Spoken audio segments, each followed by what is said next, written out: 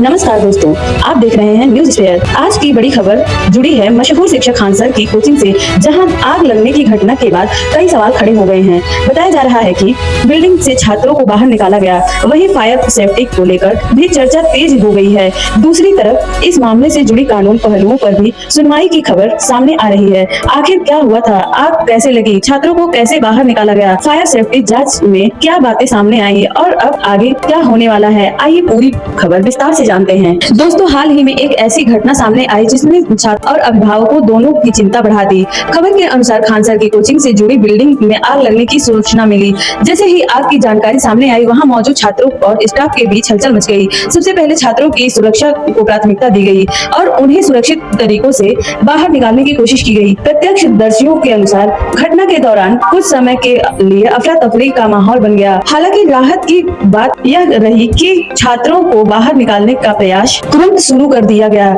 इस तरह की घटनाएं हमेशा यह सवाल खड़ा करती है कि किसी भी शैक्षणिक संस्था में सुरक्षा व्यवस्था कितनी मजबूत है और आपातकालीन स्थिति से निपटने की तैयारी कितनी है। इस घटना के बाद सबसे ज्यादा चर्चा फायर सेफ्टी को लेकर हो रही है। जब भी किसी स्कूल, कॉलेज या कोचिंग संस्था में आग जैसी घटना होती है तो लोग यह जानना चाहते हैं कि क्या वहां पर्याप्त सुरक्षा इंतजाम मौजूद थे या नहीं। फायर एक्सटिंग्विशन, इमरजेंसी एग्जिट, चेतावनी अलार्म, सुरक्षित निकास मार्ग और नियमित सुरक्षा जांच जैसी व्यवस्थाएं किसी भी बड़ी बिल्डिंग के लिए बेहद महत्वपूर्ण मानी जाती है। कई विशेषज्ञों का कहना है कि बड़ी संख्या में छात्रों के आने जाने वाली जगहों पर सुरक्षा मानकों का पालन सख्ती से किया जाना चाहिए। यही वजह है कि घटना के बाद फायर सेफ्टी को लेकर चर्चाएं और भी तेज हो गई। प्रशासन की भूमिका, किसी भी ऐसी घटना के बाद प्रशासन और संबंधित विभाग सक्रिय हो जाते हैं। उनका मुख्य उद्देश्य यह पता लगाना होता है कि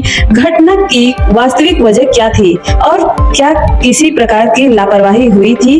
अगर किसी स्तर पर कमी पाई जाती है तो उसके आधार पर आगे की कार्यवाही की जाती है। विशेषज्ञों का मानना है कि सुरक्षा नियमों का पालन केवल कागजों तक सीमित नहीं होनी चाहिए, बल्कि उनका नियमित रूप से निरीक्षण भी होना चाहिए। कानूनी पहलू और सुनवाई, अब बात करते हैं इस मामले के कानूनी पहलू की। मीडिया रिपोर्ट्स के अनुसार इस प्रकरण से जुड़ी कुछ मामलों में सुनवाई की प्रक्रिया भी चल रही है। कानूनी मामलों में अक्सर पुलिस जांच, दस्तावेजों की समीक्षा और विभिन्न पक्षों की दलीलें को ध्यान में रखा जाता है। कोर्ट का काम उपलब्ध तथ्यों और साक्ष्य के आधार पर निर्णय लेना होता है।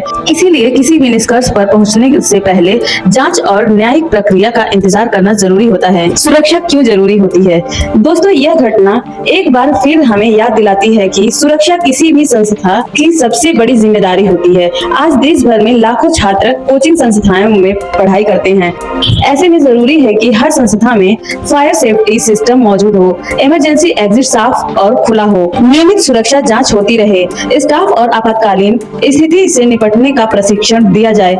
इन उपायों से बड़ी दुर्घटनाओं की संभावना को काफी हद तक कम किया जा सकता है। समाज के लिए सीख, हर घटना अपने साथ कोई न कोई सीख लेकर आती है। इस मामले ने भी सुरक्षा व्यवस्था की अहमियत को एक बार फिर सामने ला दिया है। विशेषज्ञों का कहना है कि केवल प्रशासन ही नहीं बल्कि संस्थानों और आम नागरिकों को भी सुरक्षा नियमों के प्रति जागरूक रहना चाहिए। छात्रों को भी यह जानकारी होनी चाहिए कि आपातकालीन स्थिति में क्या करना है और कैसे सुरक्षित स्थानों तक पहुंचना है। फिलहाल इस पूरे मामले पर लोगों की नजर बनी हुई है। उन सभी को जांच रिपोर्टर, प्रशासनिक कार्यवाही और कानूनी प्रक्रिया के अलग कदमों का इंतजार है। उम्मीद की जा रही है कि जो भी तथ्य सामने आएंगे उनके आधार पर उचित कार्यवाही की जाएगी और भविष्य में ऐसी घटनाओं को रोकने के लिए आवश्यक कदम उठाए जाएंगे। दोस्तों, इस खबर पर आपकी क्या राय है? क्या आपको लगता है कि सभी कोचिंग संस्थानों में फायर सेफ्टी की नियमित जांच कर अनिवार्य होनी चाहिए? अपनी राय कमेंट बॉक्स में जरूर लिखें। वीडियो पसंद आया हो तो लाइक करें, शेयर करें और चैनल को सब्सक्राइब करना मत भूलें। मैं मिलूंगी आपसे अगली बड़ी खबर के साथ। धन्यवाद।